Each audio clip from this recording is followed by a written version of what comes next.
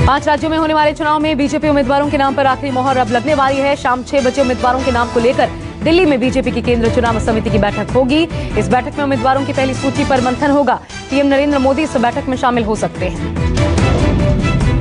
BJP की चुनाव समिति की बैठक से पहले बीजेपी के राष्ट्रीय अध्यक्ष जेपी नड्डा के घर बंगाल बीजेपी कोर कमेटी की बैठक हुई। केंद्रीय गृह मंत्री अमित शाह के अलावा कैलाश विजयवर्गीय, दिलीप घोष, शुभेंदु अधिकारी, मुकुल रॉय पहुंचे।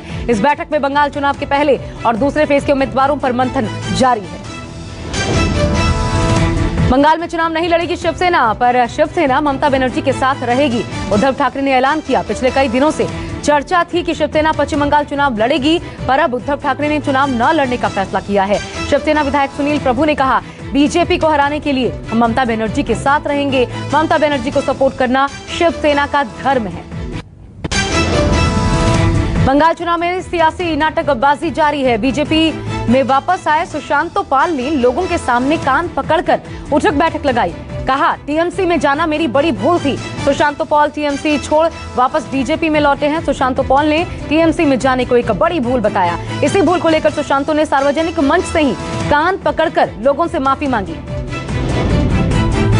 चुनाव आयोग का बड़ा आदेश। पश्चिम बंगाल में पेट्रोल पंपों से प्रधानमंत्री मोदी की तस्वीर वाले होर्डिंग्स 72 घंटे के भीतर हटाए जाएं। पश्चिम बंगाल में कई पेट्रोल पंप सहित कई सार्वजनिक जगहों पर प्रधानमंत्री नरेंद्र मोदी की वैक्सीन लेते हुए तस्वीर वाले होर्डिंग्स लगाए गए थे। इन होर्डिंग्स के खिलाफ टीएमसी ने आयोग में शिकायत दर्ज करवाई थी। बंगाल में एक बार फिर बाहरी बनाम स्थानीय का मुद्दा छिड़ गया है। मालदा में टीएमसी कार्यकर्ताओं ने स्थानीय प्रत्याशी लाने की मांग की। स्थानीय प्रत्याशी की मांग करते हुए लोगों और कार्यकर्ताओं ने प्रदर्शन किया। टीएमसी कार्यकर्ताओं ने कहा, लोकल प्रत्याशी इलाके का ज्यादा विकास करते हैं, जबकि बाहरी प्रत्याशी अनजान लोगों के साथ भेदभाव करते हैं। बंगाल में पहले चरण के मतदान के पहले असलहों और बम मिलने का सिलसिला लगातार जारी है। मालदा के वैष्णव नगर विधानसभा में एक इलाके में स्कूल के पीछे पुलिस ने भारी मात्रा में बम बरामद किया। बम बरामद होने के बाद से ही टीएमसी और बीजेपी में आरोप प्रत्यारोप का दौर शुरू हो गया है। पेट्रोल और डीजल की बढ़ी हुई कीमतों को लेकर अकाली दल ने आज प्रदर्शन किया। अकाली दल के विधायक बैलगाड़ियों पर सवार होकर पंजाब विधानसभा पहुंचे। अकाली दल विधायकों ने कहा, डीजल और पेट्रोल की कीमतों को कंट्रोल किया जाए। पंजाब सरकार अपने वैट में कटौती करके तेल की कीमतों से जनता को राहत दी। जम्मू में कांग्रेसी कार्यकर्ताओं ने सचिवालय को घेरने की कोशिश की। पेट्रोल डीजल में बढ़ते दामों को लेकर आक्रोश देखने को मिला। आज सुबह कांग्रेसी कार्यकर्ता डीजल, पेट्रोल और रसोई गैस बढ़ती कीमतों के खिलाफ सचिवालय की ओर बढ़े थे। कांग्रेसी कार्यकर्ताओं को पुलिस ने रोका। इसके बाद नाराज कार्यकर्ताओं ने कहा, केंद्र आम जनता पर टेरर टैक्स का बोझ डाल रही है। कृषि कानूनों के खिलाफ किसानों के आंदोलन का 100 दिन पूरा होने को है। किसान अब भी बॉर्डर पर डटे हुए हैं। सरकार पर निशाना साधते हुए बीकेयू अध्यक्ष राकेश टिकैत ने कहा, बॉर्डर खाली कराने का दुस्साहस न करे सरकार, वरना सरकार को उसी की भाषा में मिलेगा जवाब। साथ ही राकेश टिकैत ने बीजेपी को वोट नहीं देने की अपील भी की। हमें क्या कुछ काम है? अरे आपके पास काम नहीं है, आपके किसानों के पास काम है राकेश जी। नहीं, किसानों की तो भाषा बोल रहा हूँ मैं। इसका आंदोलन का पूरा पाड़ता रहेगा ये किसान, जो अपने खेत का भी पूरा पाड़ेगा और आंदोलन का भी पाड़ेगा। इसकी पूरी जड़ खोद कर जाएंगे सरकार की। अरे तो सरकार तो आज सुप्रीम कोर्ट में एक बार फिर माफिया डॉन मुख्तार अंसारी के पंजाब से यूपी ट्रांसफर को लेकर सुनवाई हुई।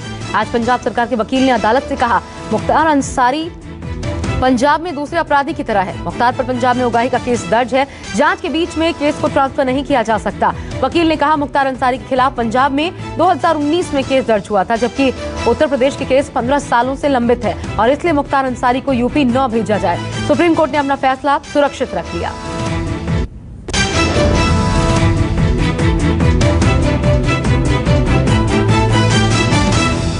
देश में वैक्सीनेशन जारी है। दिल्ली के मुख्यमंत्री अरविंद केजरीवाल ने इस बीच कोरोना वैक्सीन की पहली डोज ली। केजरीवाल ने सीरम इंस्टीट्यूट की कोविशील्ड लगवाई। डायबिटीज के मरीज होने की वजह से 52 साल के केजरीवाल ने दूसरे चरण में ही वैक्सीन लगवाई है। अरविंद केजरीवाल के अलावा एलजीत, अनिल बैजल भी वैक्सीन लगवाने पहुंचे। माता पिता दोनों ने LNJP में वैक्सीन लगवाया है और हमें किसी तरह की कोई परेशानी नहीं हुई। आप लोग देख रहे हैं आपके सामने, हम सब लोग मैं सभी से अपील करना चाहता हूँ कि ये बड़ी अच्छी बात है कि अब कोरोना से छुटकारा देने के लिए हमारे पास वैक्सीन उपलब्ध है। जम्मू कश्मीर के उपराज्यपाल मनोज सिन्हा ने भी आज वैक्सीन लगवाई। मनोज सिन्हा ने जम्मू के मेडिकल कॉलेज में वैक्सीन की पहली खुराक ली। हिमाचल प्रदेश के मुख्यमंत्री जयराम ठाकुर ने भी वैक्सीन की पहली डोज ली। मुंबई में सिंगर अलका याग्निक ने भी वैक्सीन लगवाई। देश में एक बार फिर कोरोना के मरीजों में बढ़ोतरी हुई है। 34 दिनों बाद 24 घंटे में सामने आए सबसे ज्यादा केस। पिछले एक दिन में कोरोना के 17,407 नए मामले दर्ज किए गए। 24 घंटे में 89 लोगों की मौत भी हुई। देश में अब तक कोरोना से 1,57,435 लोगों की जान जा चुकी है। 1,11,56,000 कुल संक्रमित मरीजों की तादाद है। देश में एक्टिव केस लगातार बढ़ रहे हैं। अब देश में 1,73,413 मरीजों का इलाज चल रहा है। ICMR के मुताबिक देश में कल तक 21 करोड़ 91 लाख लोगों का टेस्ट किया गया। एक दिन में 7,75,000 लोगों का टेस्ट हुआ। कोरोना को हराने के लिए वैक्सीनेशन भी जारी है। देश में अब तक कुल 1 करोड़ 66 लाख से ज्यादा लोगों को वैक्सीन लगाई गई है। महाराष्ट्र में बढ़ती जा रही है कोरोना की रफ्तार। 24 घंटे में तकरीबन 10,000 नए मरीज सामने आए। केरल में भी कहर जारी। पिछले 13 दिनों में मुंबई पुलिस ने 58,000 से ज्यादा लोगों पर मास्क न पहनने को लेकर कार्रवाई की है। 1 करोड़ 16 लाख से ज्यादा जुर्माना वसूला गया है। महाराष्ट्र, विदर्भ, पुणे ऐसे कई जिलों में नाइट कर्फ्यू भी लागू है। स्वदेशी वैक्सीन कोवैक्सीन ने थर्ड ट्रायल के नतीजे भी जारी कर दिए हैं। थर्ड ट्रायल में वैक्सीन 81% असरदार दिखाई पड़ी है। सरकार ने जनवरी के पहले हफ्ते में कोवैक्सीन को इमरजेंसी अप्रूवल दिया था, पर थर्ड ट्रायल के दौरान ही वैक्सीन लगाए जाने को लेकर कंट्रोवर्सी हुई थी। हैदराबाद की कंपनी भारत बायोटेक ने ICMR के साथ मिलकर कोवैक्सीन तैयार की है। हैदराबाद की कंपनी भारत बायोटेक ने ICMR के साथ मिलकर कोवैक्सीन तैयार की है। अब कंपनी ने कहा है फेज 3 में वैक्सीन सफल रही है। नेजल वैक्सीन का ट्रायल अगले हफ्ते से शुरू हो सकता है। नेजल वैक्सीन भारत बायोटेक ने बनाई है। भारत बायोटेक ने वॉशिंगटन यूनिवर्सिटी के साथ मिलकर नेजल वैक्सीन पर रिसर्च की। भारत में पहले और दूसरे फेज के ट्रायल के लिए इजाजत मांगी गई है। यूपी के मुख्यमंत्री योगी आदित्यनाथ और उर्वरक रसायन मंत्री सदानंद गौड़ा गोरखपुर के फर्टिलाइजर हॉल पहुंचे। उन्होंने फर्टिलाइजर परिसर का निरीक्षण किया। केंद्रीय उर्वरक और रसायन मंत्री DV सदानंद गौड़ा और CM योगी ने तकरीबन 30 करोड़ रुपए की लागत से दक्षिण कोरिया की तकनीक पर बनाए गए रबर डैम का जायजा भी लिया। माना जा रहा है अफसरों के साथ बैठक में खाद कारखाने के लोकार्पण की तिथि पर भी चर्चा हो सकती है। राष्ट्रपति रामनाथ कोविंद 2 दिवसीय दौरे पर जाएंगे वाराणसी। राष्ट्रपति 14 मार्च को वाराणसी जाएंगे। राष्ट्रपति के आगमन को लेकर तैयारियों में जुटा है प्रशासन। बताया जा रहा है कि राष्ट्रपति अपने वाराणसी दौरे में काशी विश्वनाथ मंदिर में दर्शन पूजन के साथ गंगा आरती में भी शामिल होंगे। साथ ही मिर्जापुर में मां विंध्यवासिनी के दर्शन भी करेंगे। इस दौरान राष्ट्रपति सोनभद्र में भी एक कार्यक्रम में शिरकत करेंगे। कोरोना महामारी के बाद पहली बार जम्मू में सेना ने युवाओं के लिए भर्ती रैली का आयोजन किया। सेना में भर्ती होने के लिए युवा हाई जोश और पूरी तैयारी के साथ पहुंचे। सेना की माने तो युवा अलग अलग हिस्सों से देशभक्ति का जज्बा लेकर पहुंच रहे हैं। सेना के मुताबिक रैली में अब तक तकरीबन 40,000 आवेदन पहुंचे हैं, जो जम्मू के अलग अलग जिलों से आए हैं।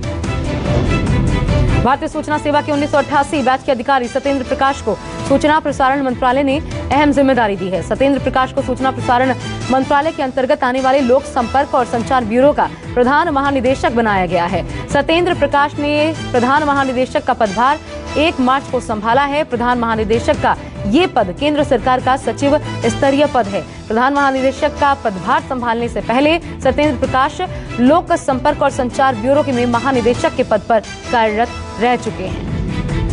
5 करोड़ EPF खाता धारकों के लिए अच्छी खबर है। ब्याज दरों में कोई बदलाव नहीं किया गया है। पिछले साल की तरह इस बार भी 8.5% ब्याज मिलेगा। हालांकि पिछले साल 8.5% के ब्याज का ऐलान होने के बाद भी KYC न होने के कारण EPFO के 40 लाख सब्सक्राइबर के खाते में समय पर पैसा क्रेडिट नहीं हो पाया था।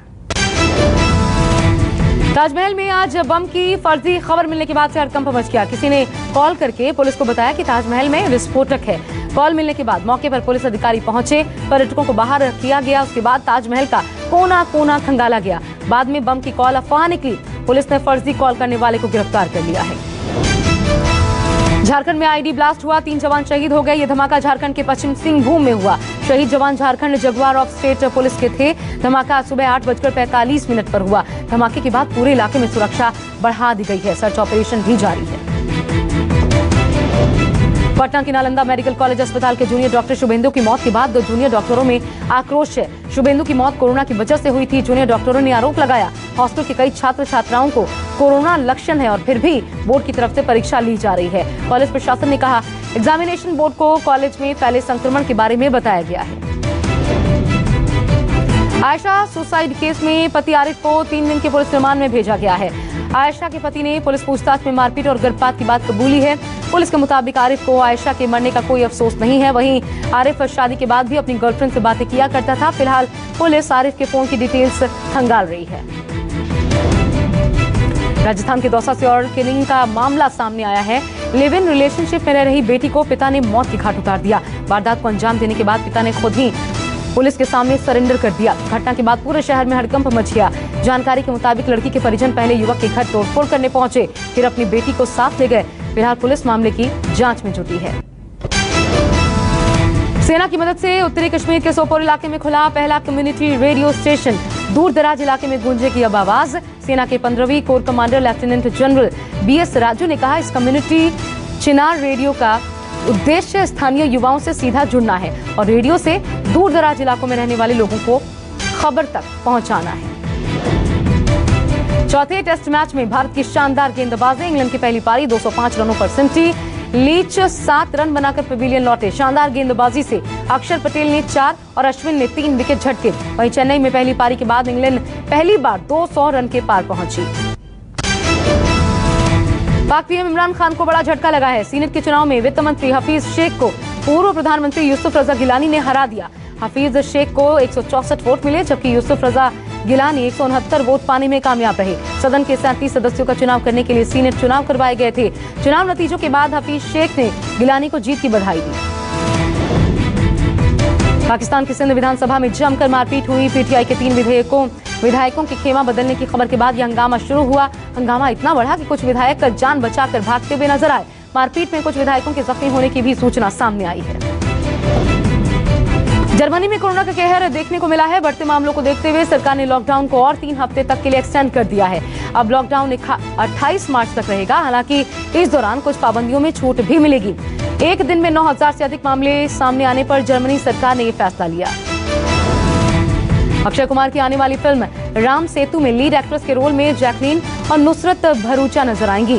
इस खबर की जानकारी खुद अक्षय कुमार ने साझा की। ये फिल्म भगवान राम के ऊपर आधारित है। फिल्म की शूटिंग अयोध्या में जल्द शुरू होने वाली है। पिछले साल दिवाली पर अक्षय ने अपनी फिल्म राम सेतु के नाम की घोषणा की थी। सपना चौधरी ने अपने इंस्टाग्राम अकाउंट पर एक वीडियो शेयर किया है जिसमें वो अपने नए गाने मिल्की पर अदाओं का जलवा बिखेरती नजर आ रही हैं। सपना का ये डांस सोशल मीडिया पर वायरल है। अपने दिलकश अदाओं से सपना लोगों को अपना दीवाना बना रही है। SBI का ग्राहकों को खास तोहफा। आने वाले 4 दिनों में योनो ऐप से शॉपिंग करने पर मिलेगी कैशबैक और बम्प पर छूट। ऑफर 4 से 7 मार्च तक Amazon, Apollo, EMT, OYO, Raymond और वेदांतु को पेमेंट करने पर मिलेगा। Xiaomi Redmi Note 10 सीरीज आज भारत में लॉन्च हो गई है। Xiaomi ने 3 models Redmi Note 10, Note 10 Pro और Note 10 Pro Max लॉन्च किया है। फोन की कीमत 13,999 रुपए से शुरू हो रही है। फोन के तीनों वेरिएंट में पावरफुल बैटरी भी है।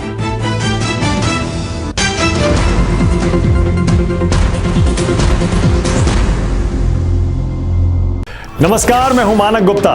अगर आपको हमारा ये वीडियो पसंद आया हो तो इसे लाइक और शेयर जरूर करें और हाँ, हमें सब्सक्राइब और फॉलो करना ना भूलें ताकि आप देश और दुनिया की कोई खबर मिस ना करें। तो जुड़े रहिए हमारे साथ और देखते रहिए News 24।